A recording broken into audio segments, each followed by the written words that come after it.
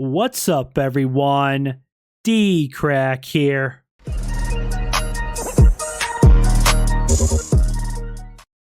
Hey guys, I hope you're all doing well. Yes. So about a month ago, I made a community post asking you guys for some reaction video ideas.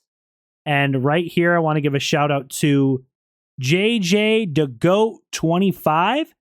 Said the new Mr. Nightmare abandoned building video, it's really good. Well, he commented this about a month ago. So at the time, there's a few newer Mr. Nightmare videos since he made this comment, but I have not reacted to this. So shout out to JJ DeGoat25. This is 3 disturbing true abandoned building stories by Mr. Nightmare. Like always, guys, I'll have a link to original video down below.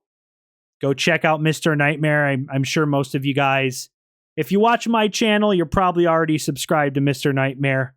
He has millions of subscribers. He's much bigger than me on YouTube. But 3 disturbing true abandoned building stories. Let's check it out, guys. Here we go. Story 1 by Chester. Yes.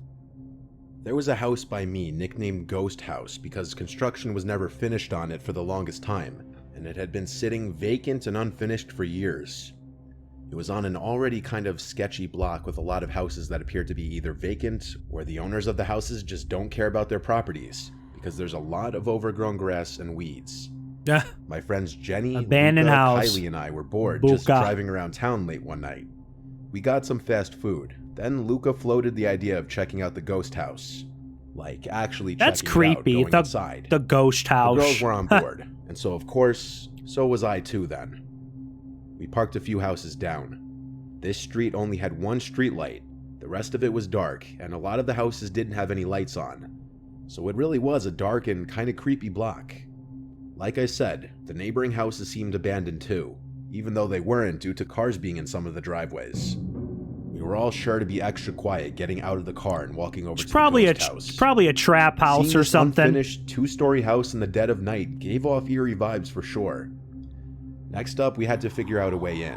Oh, hell no. Of course, we tried the front door That's and it was locked. a creepy-ass house. We then walked around the house trying every window until one of them slid right open. Jenny was the smallest, so she climbed in through the window and then went to unlock the back door for us. Only it was already unlocked, meaning anyone could have just walked right in.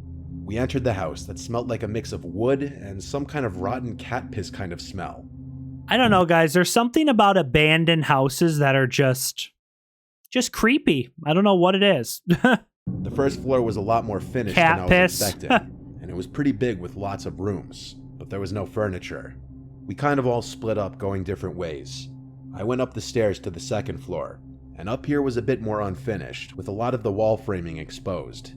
I heard rustling around from downstairs, the sounds of my friends being a bit too loud, so I went shh really loud down the stairs. Upstairs was pretty empty, so I went back down to run into Jenny, who asked what's upstairs. Oh no, Jenny, what'd you find? There. She then proceeded to go upstairs and check it out anyway.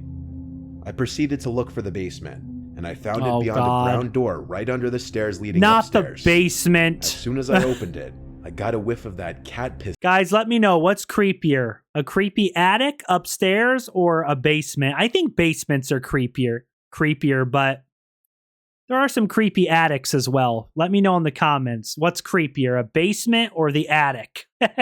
This type smell I was talking about. I started walking down the steps, and as I got to the bottom, I could see the basement looked a little more decrepit than the rest of the house. Well, I bet, The concrete floor was stained with some brownish, rusty-looking material. My first instinct was to think paint. Don't tell me it's blood. Blood. Oh, God. I looked around the mostly empty space and found in one corner a small wooden chair and a little table with a book on it. It was the Holy Bible. What? I heard footsteps coming down the steps. I said in a volume slightly above a whisper, "Yo, come check this out."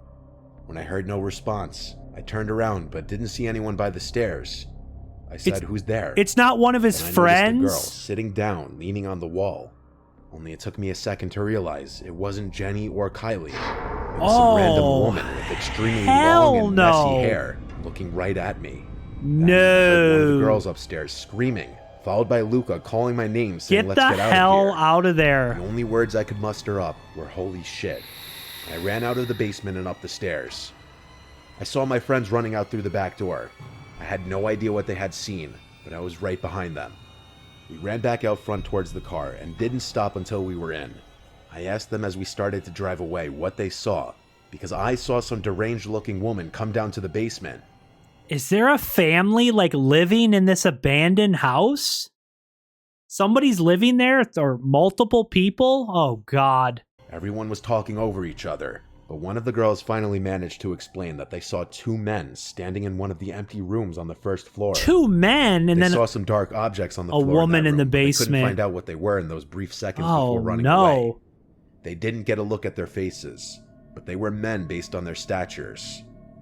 I don't know what the hell was going on in that house, and if we ran into some satanic cult, or if we just ran into some homeless people. You couldn't pay me to ever go back to that house again. I don't live in that town or state like the anymore, Star Wars people and read the Imperial house. Whatever. But based on the most recent Google Maps picture from 2019, it still wasn't ever finished.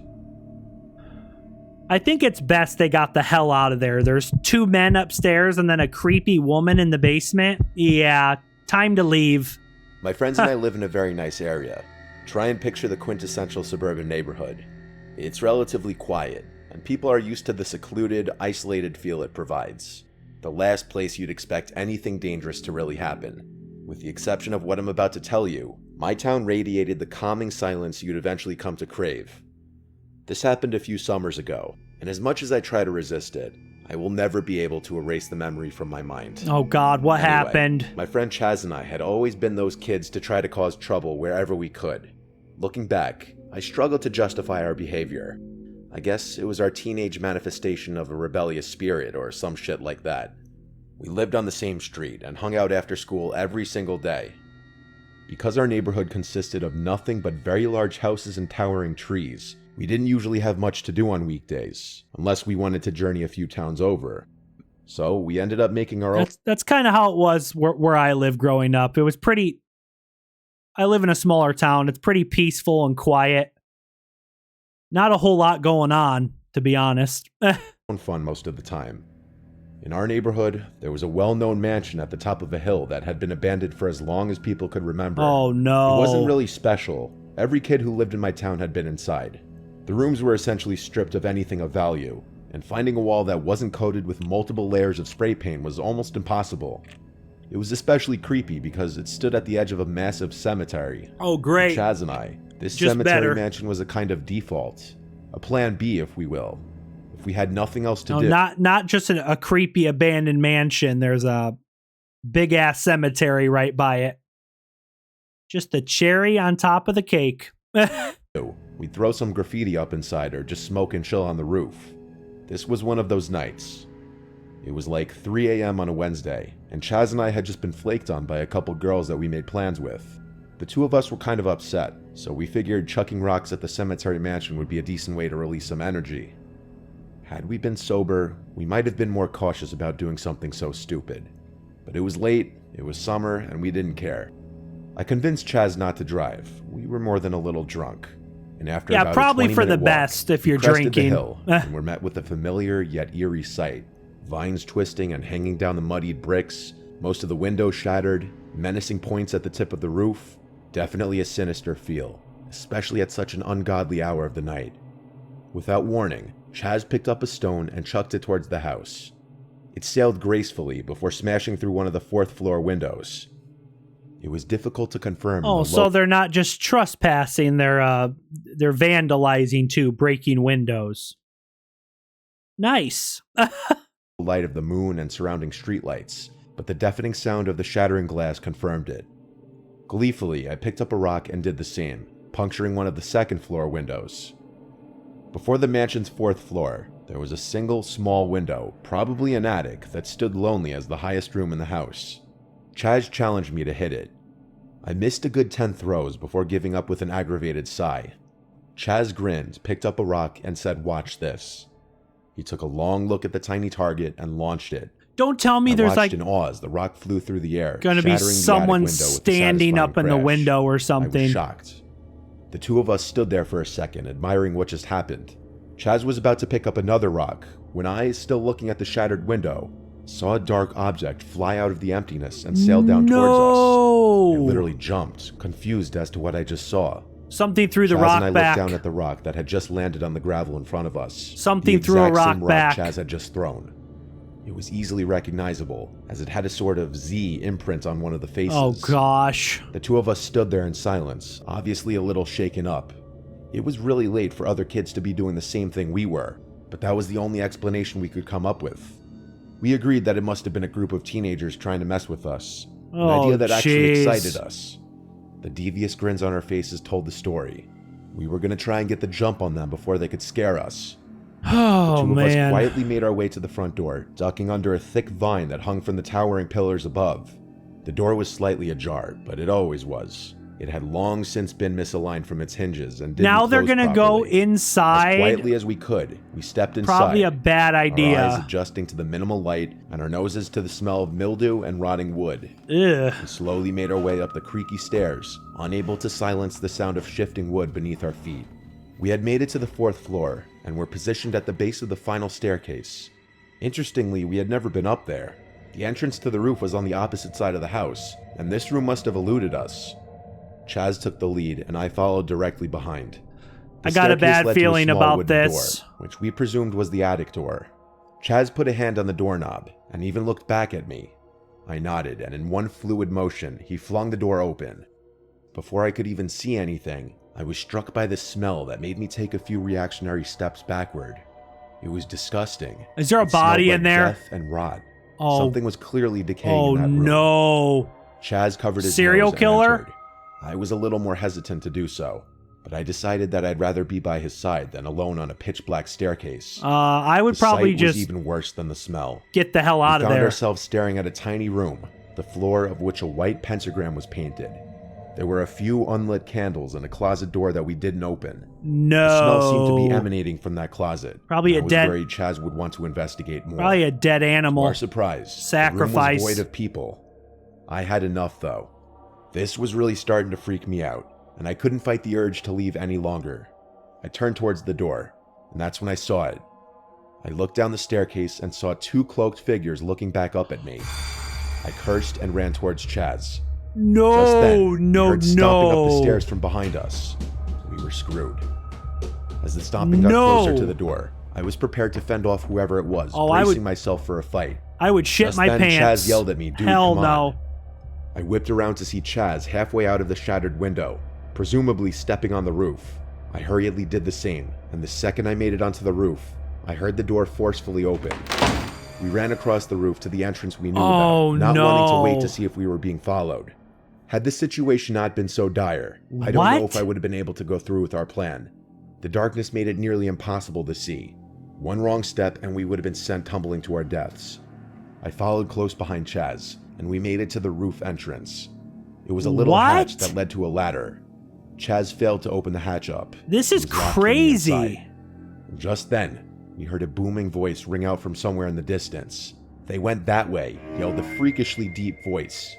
To this day, it was the scariest thing I've ever heard anyone say. What? Without thinking, I stomped on the hatch as hard as I could with my right foot, and it gave way and it crashed loud enough to reveal our position to anyone in the house, Oh, let alone someone chasing us no, on the no, roof. no. The force of the impact caused me to fall into the hole, and had it not been for my hands reflexively grabbing the ladder, I wouldn't have been seriously hurt. Chaz screamed at me to go, so I climbed down as fast as I could, trying to ignore the pain in my leg. The two of us sprinted down the other staircase and burst out the back door, this is jumping freaking the fence and running into the creepy. cemetery. Chaz seemed to be fine. He was literally laughing. I, on the other hand, was so scared I could barely think. I never thought squatting behind a gravestone in a cemetery could be so comforting. Chaz and I maintained a watchful eye on the mansion, half expecting someone to be following us. We waited, and just when we thought the coast was clear, we saw a group of 4 or 5 cloaked figures circling the property. That frantically many? searching under 4, bushes and 5? trees. The two of us crept closer into the cemetery until we were sure there was no chance we could be spotted in the darkness. We hopped the backside fence and haven't been back to that house since.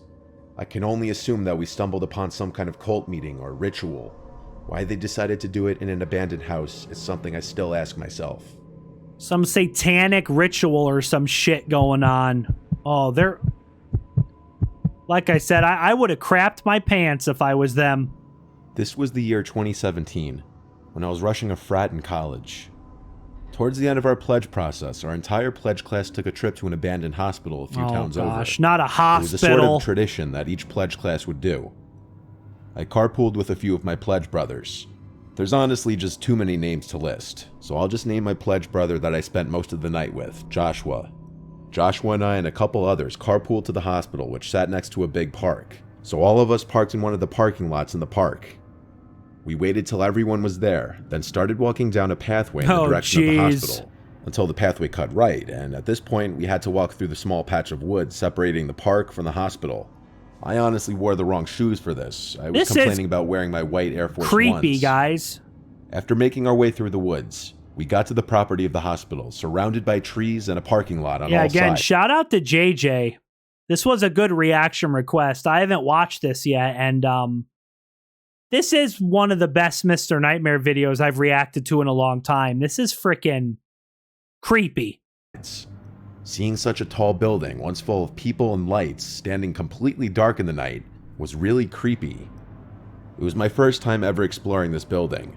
A couple of the guys in the group knew the secret ways in, one of which being simply climbing through one of the lower windows that was smashed through.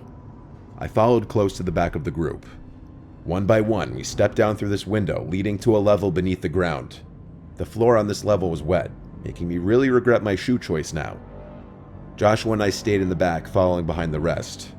There were like 10 of us, so being in such a large group took away most of the scariness of being in a place like this. We went up the stairs. Everyone's steps echoed through the building. We traversed the creepy hallways that had been abandoned for decades. The walls surprisingly not littered with graffiti. There's just something eerie about abandoned places in general, but an abandoned hospital? Even more creepy. James, one of the guys who was very experienced with this place, said not a lot of people break in because no one thinks to cut through the park to avoid the security in front of the parking lot. Eventually the group started to split up a little bit. A small group of guys went this way, a small group of guys went that way. We were on, I think, the second floor, when Joshua and I decided to go down this separate hallway/corridor. Some of the rooms in this place seemed like they hadn't even been gone through since the place closed down. Dang. Others looked like they'd been rummaged through, and had small amounts of graffiti in them. Joshua and I were in a hospital room with the bed and medical equipment still in there.